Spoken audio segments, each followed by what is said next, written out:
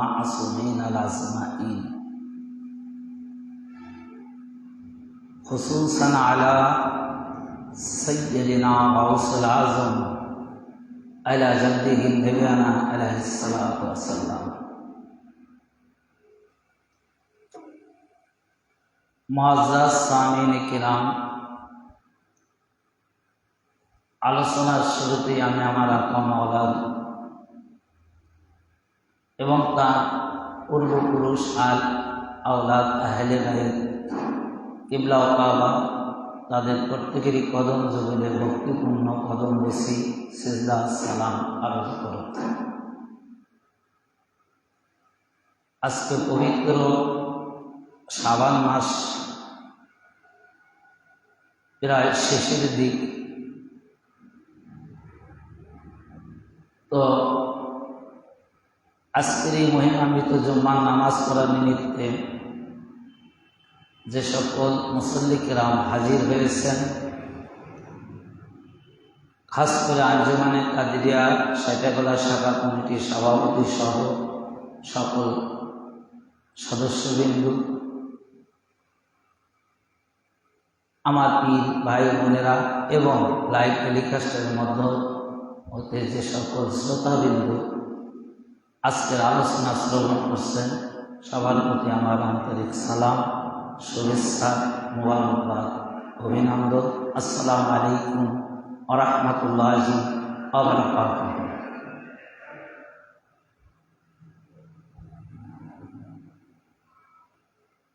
আপনারা সবাই অবগত আছেন যে গত 17 ফেব্রুয়ারি তথা 4 ফাল্গুন যিনি দেওয়ানে জামাল লিখেছেন, যারা পুরা নাম হযরত সৈয়দ শাহ মুর্শিদ আলী আল কাদেরী অর্থাৎ আলী আব্দুল কাদের শামসুল কাদের বা মাওলা হুজুর পাক নামে খ্যাত তানার পুরুষ পাক উদযাপিত হয়েছে।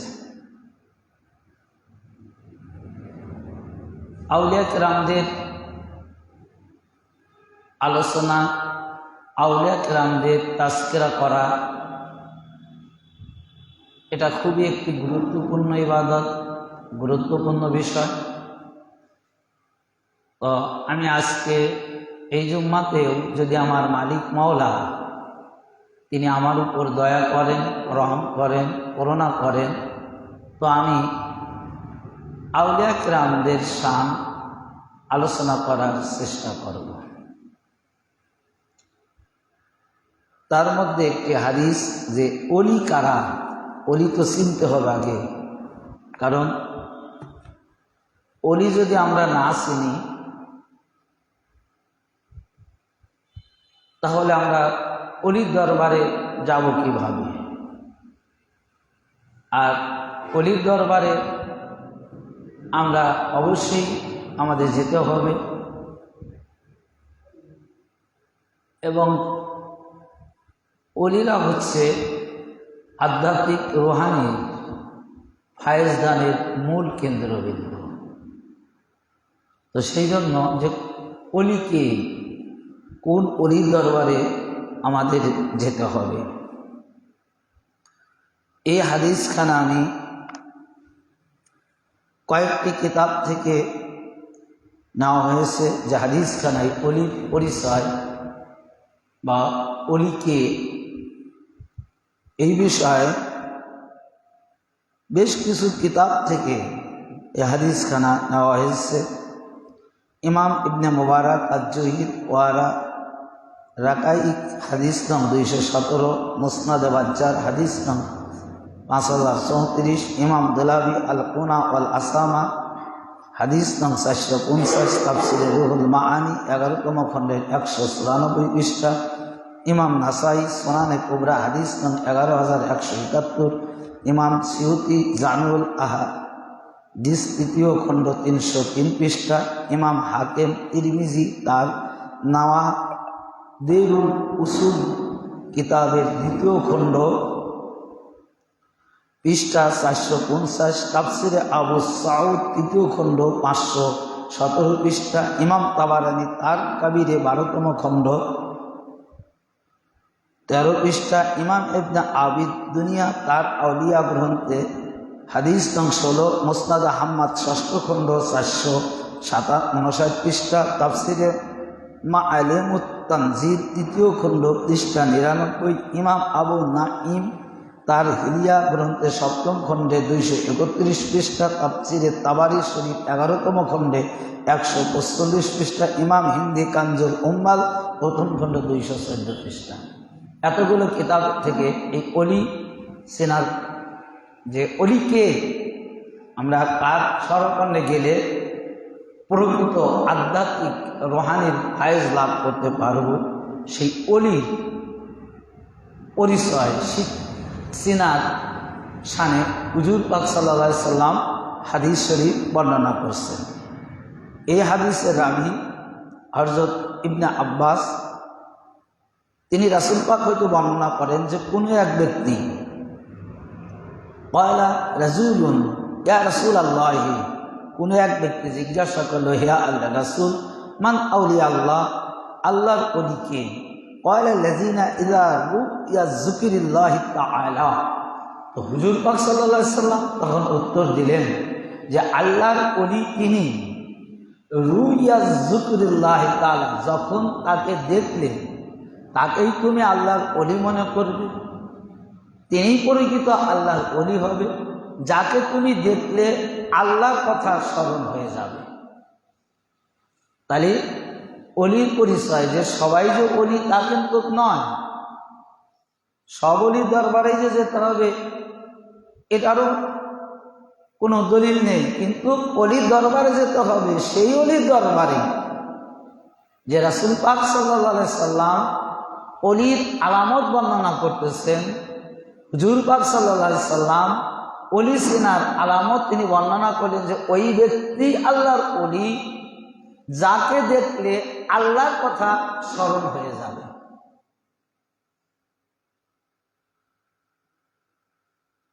এবং আর একখানা হাদিস, এই হাদিসখানা রাবি হযরত সাঈদ খুদরি রাদিয়াল্লাহু তাআলা আনহু। এই হাদিসখানাও এই যে কিতাবগুলোর নাম আমি বর্ণনা করলাম এই সকল কিতাব থেকেই আরেকটি হাদিস উল্লেখ করেছেন। এখানে কোনো এক ব্যক্তি হুজুর পাককে জিজ্ঞাসা করলেন যে ক্বালা রাজুলুন ইয়া রাসূলুল্লাহ সাল্লাল্লাহু আলাইহি সাল্লাম। আর এখানে কোনো ব্যক্তির বর্গের উল্লেখ না, এখানে বলা হচ্ছে যে সাঈদ বিন খুদরি তিনি বর্ণনা করতেছেন যে আল্লাহ রাসূল সাল্লাল্লাহু আলাইহি সাল্লামকে জিজ্ঞাসা করা হলো, অর্থাৎ এখানে কে কোনো নাম বা কিছুই উল্লেখ করা হয়নি। তবে হাদিসখানা মুতাওয়াতির, হাদিসখানার যারা রাবি আছেন তারা সবাই বিশ্বস্ত সেকা। তো এখানে বলা হচ্ছে ক্বালা সুইলা রাসূলুল্লাহ সাল্লাল্লাহু আলাইহি সাল্লাম, রাসূল পাক সাল্লাল্লাহু আলাইহি সাল্লামের নিকট প্রশ্ন করা হলো যে ইয়া রাসূলুল্লাহ, হে আল্লাহ রাসূল, মান আউলিয়া আল্লাহ, আল্লাহর ওলি কে? ক্বালা রাসূলুল্লাহ সাল্লাল্লাহু আলাইহি সাল্লাম, রাসূল পাক ওই একই উত্তর দিলেন যে রুইয়া যিকরুল্লাহি তাআলা, অর্থাৎ আল্লাহর ওলি তিনি যাকে দেখলে আল্লাহর কথা স্মরণ হয়ে যাবে। তো আল্লাহর ওলিকে দেখলে আল্লাহর কথা স্মরণ হবে, এটার মারফত কি এটা আবার জানার দরকার। কারণ এখন তো ওলিদেরই মানতে চায় না। আর যদি এত বড় কথা বলা হয়, আমি যদিও আমাদের নিজস্ব কোনো কিতাব থেকে এ হাদিসখানা বর্ণনা করিনি, এ হাদিসখানা আমি টপ র্যাঙ্কের কিছু মুহাদ্দিস কিরামগণ নিজ নিজ মুফাসসির কিরামগণ তার কিতাবে হাদিসখানা বর্ণনা করেছেন। আমি কিতাবের নামও পৃষ্ঠা সহ উল্লেখ করেছি। তা এখন কথা হলো যে ওলিরা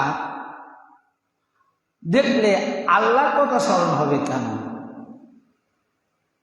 এখানে আরো অনেক কথাই বলতে পারতেন যে ওলি, তো হুজুর পাক আল্লাহর কথা এখানে কেন আনলেন? যে উনি হচ্ছে ওলি, যার দেখা হলে, যার জিয়ারতে আল্লাহর কথা স্মরণ হয়ে যাবে। রুইয়া জিক্রুল্লাহ তাআলা, রূপ মানে দেখা, জিক্রুল্লাহ মানে আল্লাহর স্মরণ। তো এখানে এর মারেফত হল এটাই যে এও হাদিস, এই হাদিসকে আমি অনেক বর্ণনা করেছি, যদিও আজকে আপনাদের সহজভাবে বোঝানোর জন্য আমি আবারও এটা তুলে ধরছি। যে হাদিসখানা বুখারী শরীফে আবু হুরায়রা রাদিয়াল্লাহু তাআলা আনহু থেকে হাদিসখানা বর্ণিত হয়েছে। যে কি, যে আল্লাহ নবী বলেন যে বান্দা যখন ইবাদত করতে করতে আল্লাহর রাহে একাকার হয়ে যায়, কার রাহে? আল্লাহর রাহে। যে আল্লাহর রাহে যখন একাকার হয়ে যায় তখন আল্লাহ বলেন যে ওই বান্দার বান্দা থাকে না, ওই বান্দার অস্তিত্ব আমার মধ্যে বিলীন হয়ে যায়।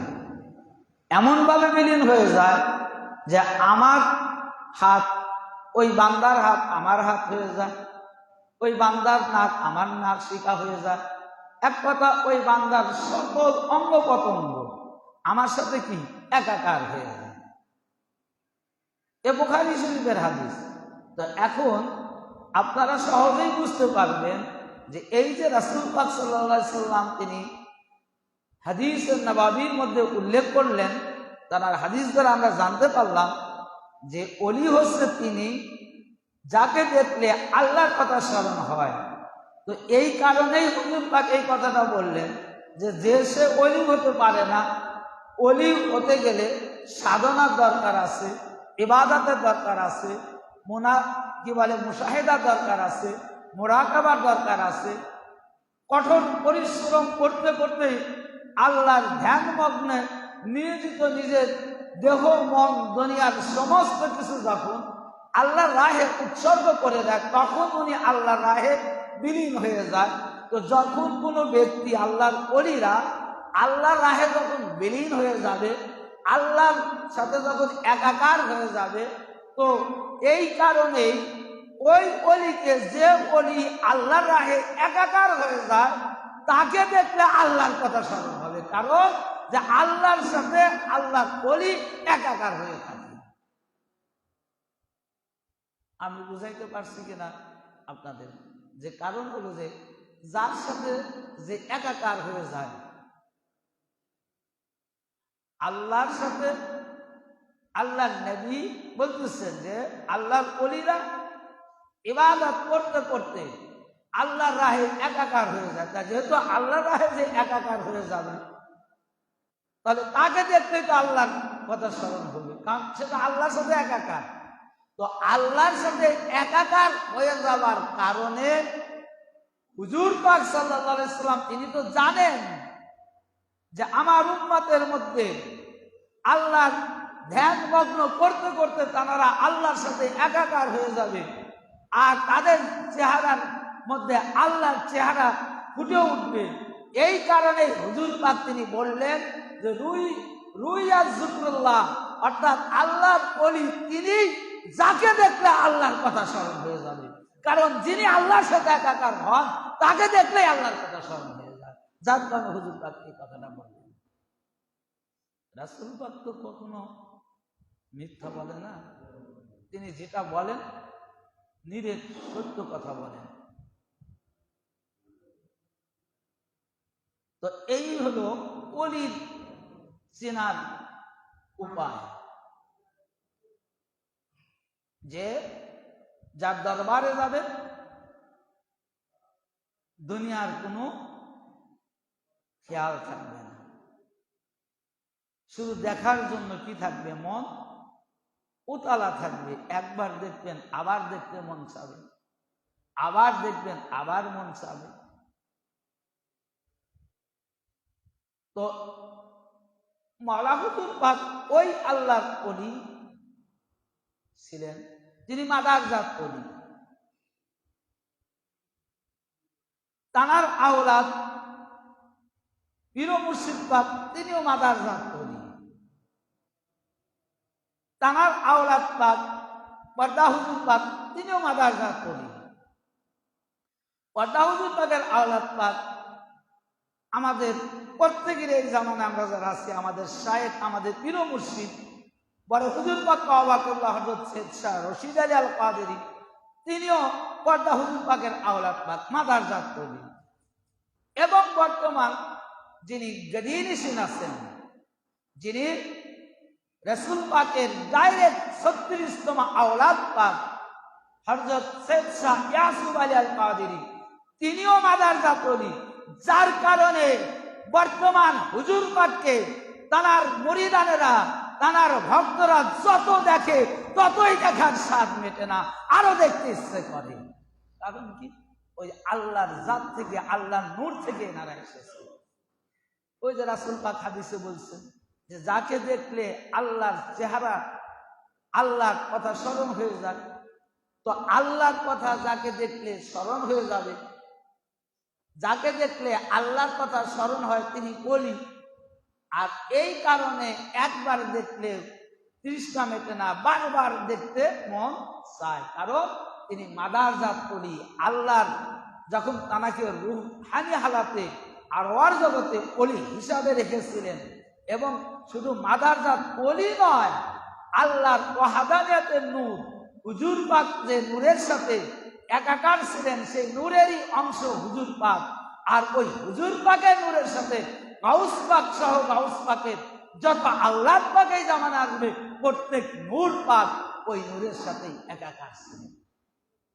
তাহলে এই কারণেই তাদের দেখলে দুনিয়া ভুলে যায়, দেখার স্বাদ মেটে না। এটা আপনারা নিজেরা প্র্যাকটিক্যালি, যে যখন হুজুর পাক জিয়ারত পাক দেন, গত বছর 2রা মার্চ বর্তমান গদিনিশিন আমার আকা মাওলা দৌলতদিয়া মাদ্রাসার মাঠে আসছিলেন, যে কত হাজার হাজার মানুষ, হাজার হাজার মানুষ, যেখানে পা রাখার মতন জায়গা নেই, তারপরে কিরকম উত্তপ্ত গরম। তো কোন একটা মানুষ ক্লান্ত বোধ করে নাই, বিরক্তিকর হয়নি যে এত কষ্ট করে কি দেখবো, এরকম মনের মধ্যে কোনো অনিচ্ছা জাগেনি। কেন জাগেনি? যে এত কষ্ট করে, এত মানুষের ভিড়, তারপরে গরম, উত্তপ্ত গরম। কারণ হলো যে আমার হুজুর পাক মাদারজাত ওলি, আল্লাহ নূর হতে তিনি এই জামানায় এসেছেন। আর আল্লাহ নূরকে দেখার জন্য মানুষ পাগল হয়ে যায়।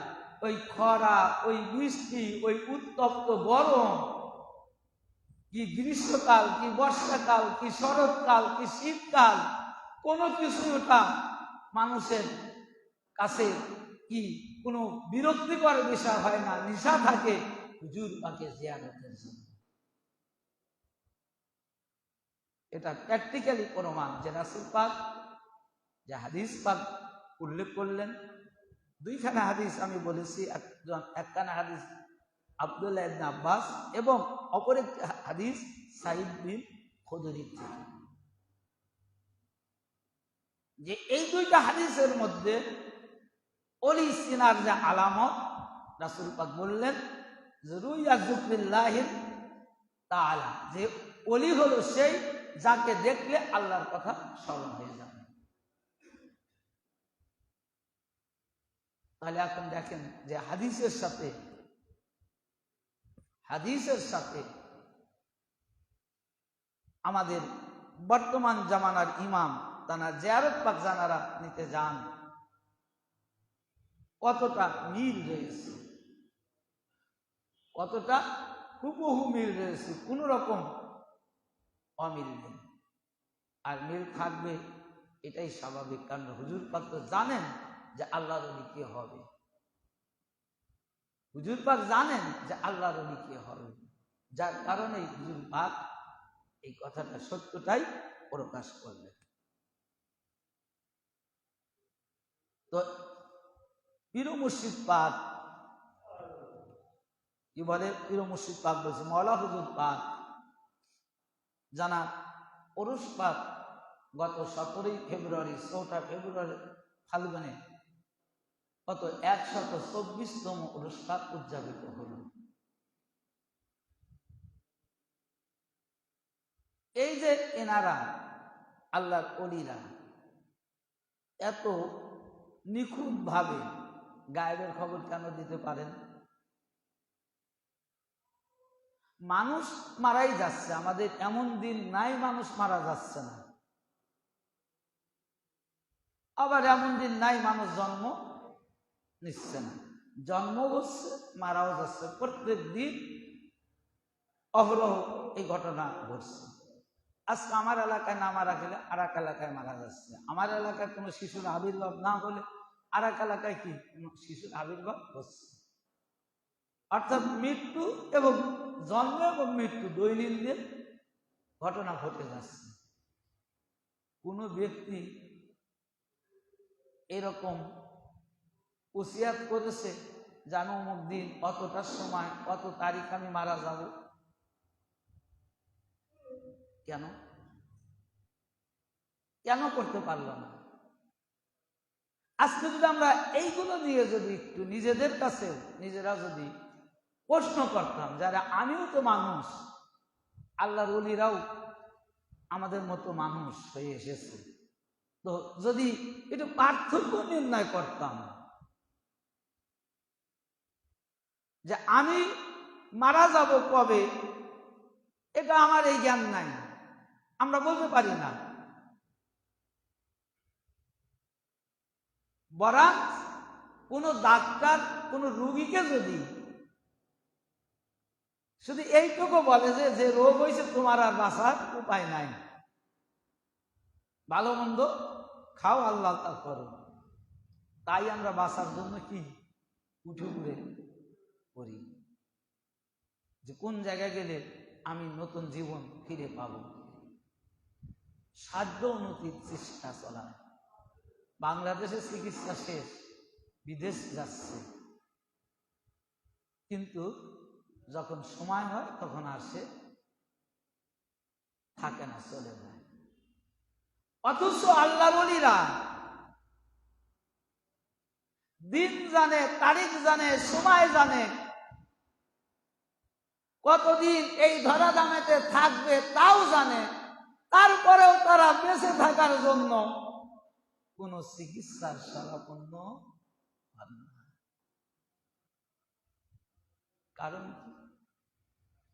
কারণ হলো একটাই, যে তানারা আল্লাহর সাথে একাকার ছিলেন। আল্লাহ থেকে তানারা এই দুনিয়ার জিন্দেগিতে আসেন আল্লাহ খাস বান্দাদের মুক্তির জন্য, উপকারের জন্য আসে। যখন তাদের দায়িত্ব শেষ হয়ে যায়, যখন তাদের কাজ শেষ হয়ে যায়, তখন তারা আবার পূর্বের জায়গায় যাওয়ার জন্য তারা বেসালাইন হয়ে যায়। এই উদাহরণটা আমি গতকাল রাত একটা প্রোগ্রামে দিলাম, যে আমরা যারা বিদেশ অনেক প্রবাসী আছে যারা থাকে, যখন দেশে আসার ছুটি হয় কোম্পানি থেকে বা মালিক পক্ষ যখন ছুটি দেয়, কতটা আনন্দিত হয়। আনন্দিত, ওখানে টাকা ইনকাম করতেছে, খাবার ভালো খাচ্ছে, নিজে সুখে থাকছে, পরিবারেরও সুখ দুঃখের অংশ নিয়ে দূর করার জন্য প্রবাস জীবন কাটছে। তো এত ভালো জায়গা রেখে সুখী হওয়ার সাথে সাথে আনন্দ হওয়ার কারণ কি? আনন্দিত হওয়ার কারণ হলো এটাই, যেটা মাতৃভূমি, এই দেশে তাকে ভালো লাগে, এই দেশে থাকতে সে পছন্দ করে, এটা তার প্রিয় জন্মভূমি। তো এখানে আলো বাতাস নিয়ে সে বড় হয়েছে, আবার সেই জায়গায় আসলে আনন্দের কথা না, এই জন্য আনন্দিত হয়। তো আল্লাহর ওলিরা আল্লাহর সাথে একাকার থাকে, ওখানেই সবচাইতে আরামদায়ক ভাবে আল্লাহ নূরের সাথে একাকার থাকে। আল্লাহ নূর যেখানে যেখানে থাকে, আল্লাহর ওলিরা ওই জায়গায় থাকে। তো যখন দুনিয়ায় তারা আসে, এটাই তাদের জন্য কষ্টদায়ক হয়। যখন দুনিয়ার থেকে তাদের কার্য শেষ হয়ে তখন ওই রুহের জগতে ওই আল্লাহর রাহে যখন তারা বিলীন হয়, এটা তাদের সবচাইতে আনন্দ, সবচাইতে পরম খুশির দিন হয়ে যায় যে তারা আল্লাহর রাহে চলে যাচ্ছে। কিন্তু এটা আমরা বুঝি না, এটা আমরা বুঝি না যে মৃত্যুর দিন তারিখ জানে। কেন জানে? তার এটাও বলি, এই যে গায়েবের খবর জানে, কারণটা কি? পীর মুর্শিদ পাকের একটা কারামত পাকের মধ্যে আসছে। জানার উরুস পাক হলো 14 ফাল্গুনে, তানারই বড় শাহজাদা। এই উরুস পাকটা হলো 23শে মাঘে আমাদের বাংলাদেশে বিভিন্ন খানকা পাকে হলো 6 ফেব্রুয়ারি। এনার নাম হযরত সৈয়দ শাহ এরশাদ আলী আল কাদেরী আলাইহিদ্দিন পাক সাল্লাল্লাহু আলাইহি ওয়াসাল্লাম। তানার কাছে একজন ভক্ত এসে আরজি করলেন যে হুজুর, আমার অনেকগুলো কন্যা, তো এবারও আমার স্ত্রী গর্ভবতী হয়েছে, আপনি একটু দোয়া করেন যেন আমার এবারে একটা ছেলের সন্তান হয়। তো হুজুর পাক বললেন যে তোর স্ত্রীর গর্ভে ছেলে আছে।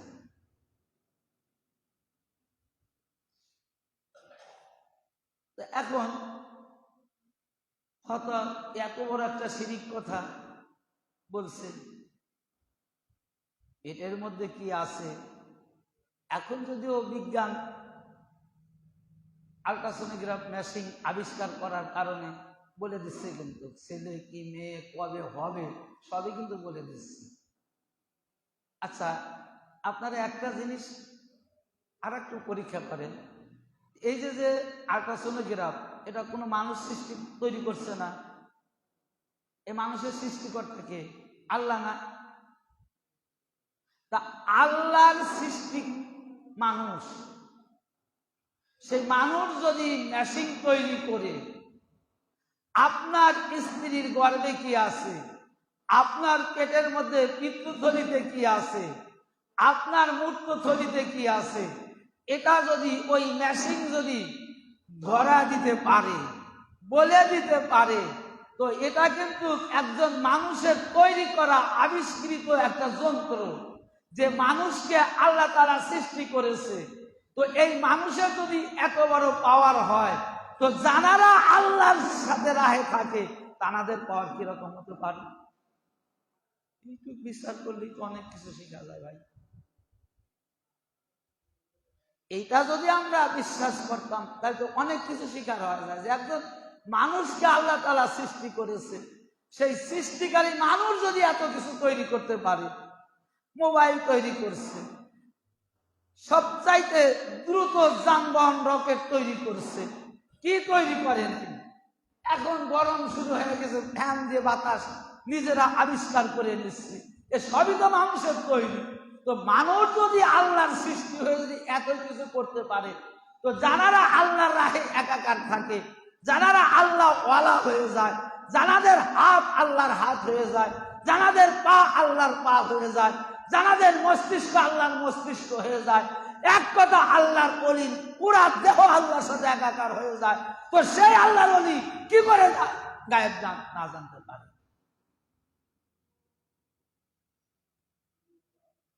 তো পীর মুর্শিদ পাক তো ফতোয়া শুরু করে দিন, এই তো আপনারা শিরিক বেদাত করে দিচ্ছেন,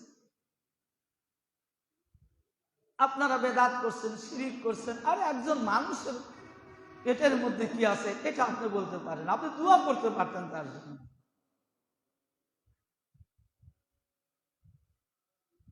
তো হুজুর পাক ওনারা তো খুব নম্র ভদ্র, বললাম যে যাদের চেহারা দেখলে আল্লাহর কথা স্মরণ হয়, তারা তো আর আমাদের মতো উগ্রবাদী না।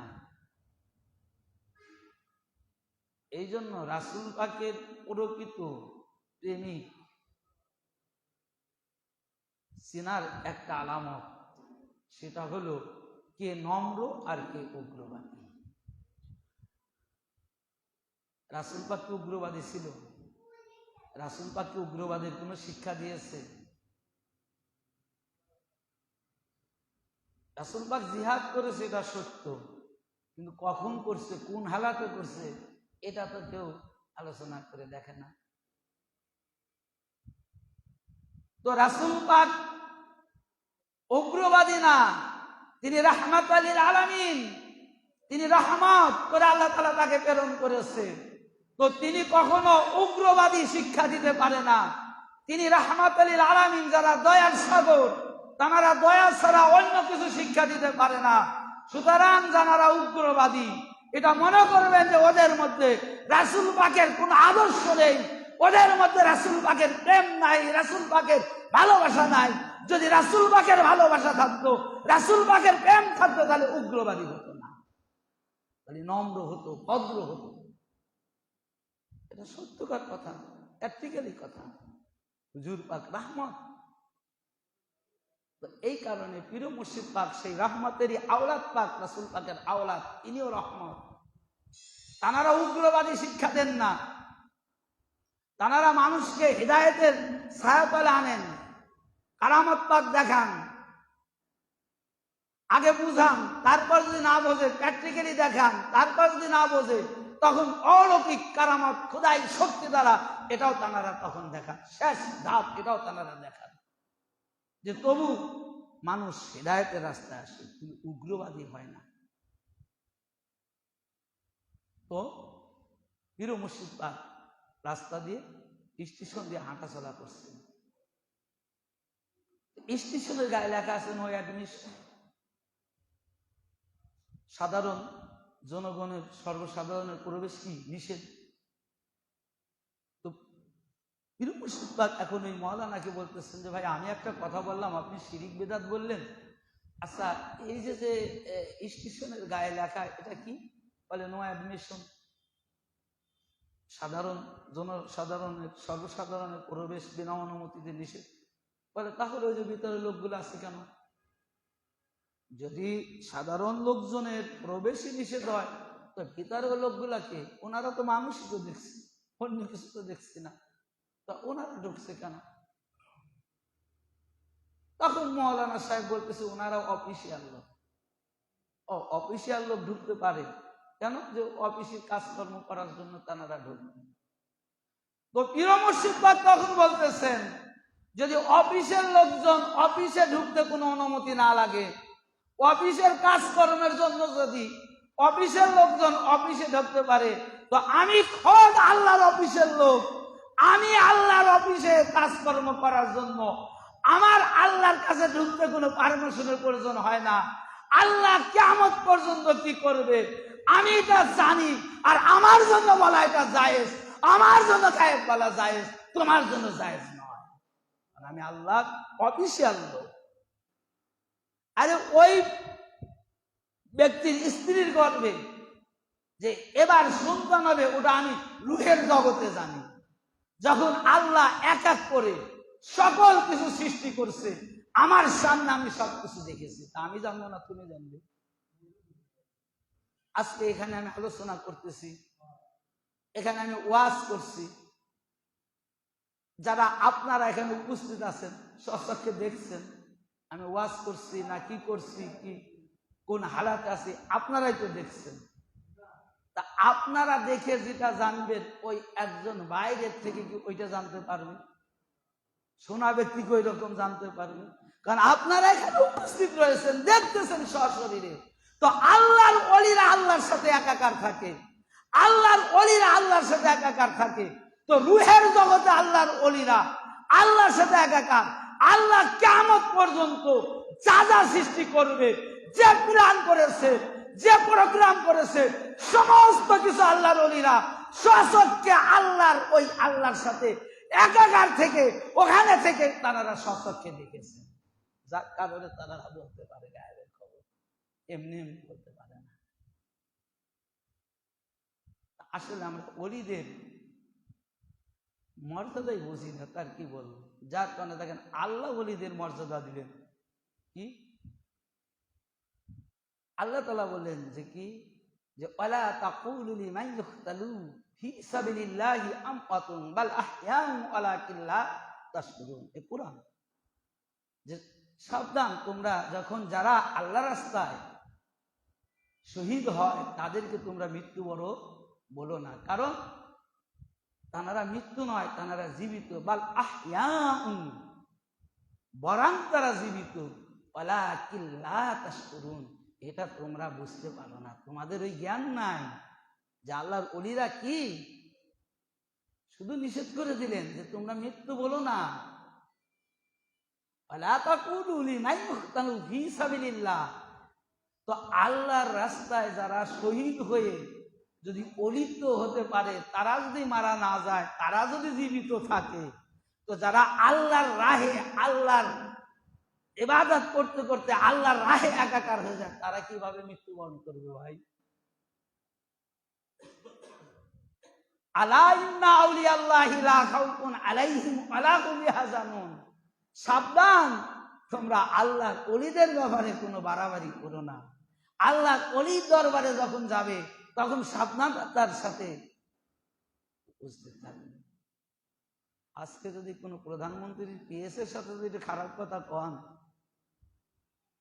কি বলেন, এরে আল্লাহ তোর এত বড় সাহস, কোন প্রধানমন্ত্রীর পিএস, তুই তারই এত বড় কথা বললি। আর আল্লাহর ওলির সামনে কথা বলতে ওই যে নগদ পাচ্ছে না, তো তাই। আর পিএস তো, প্রধানমন্ত্রী তো নগদ পুরস্কার দিয়ে দিবে, আল্লাহ একদিন পুরস্কার দিবে, এটা আপনারা অপেক্ষা করবেন। সত্য, সেই দিন কাউকে সাথ দেওয়া হবে না। অলির সাথে দুশ্মনী করবেন। আল্লাহর সৃষ্টির জগৎকে একমাত্র অলিরা সুন্দর করে তুলেছেন। আল্লাহর সুন্দর চেহারাকে অলির মাধ্যমে আল্লাহ এটা প্রকাশ করেছেন, যার কারণে আল্লাহর অলিরা আল্লাহ হতে আসে এক এক সুরতে, এক এক জামানায়, এক এক সময় আবির্ভাব হয়। সম্মানিত উপস্থিতি, এটা আসলে অলিদের শান, অলিদের মর্যাদা আসলে বর্ণনা করে শেষ করার মতন ক্ষমতা পৃথিবীর এমন কোন শক্তি নেই যে পারবে। আর আমি তো অধম। তারপরে আল্লাহ রাব্বুল আলামিন আমাদের আপনাদের প্রত্যেকেরই যেন আল্লাহর অলিদের গোলামি, খাস করে আমার হুজুর পাকের কদম পাকের ধুলিকণা তৈরি করে যেন এই দুনিয়ার জিন্দেগি থেকে শেষ বিদায় নেওয়ার তৌফিক দান করে। সবাই বলুন আমিন। আমার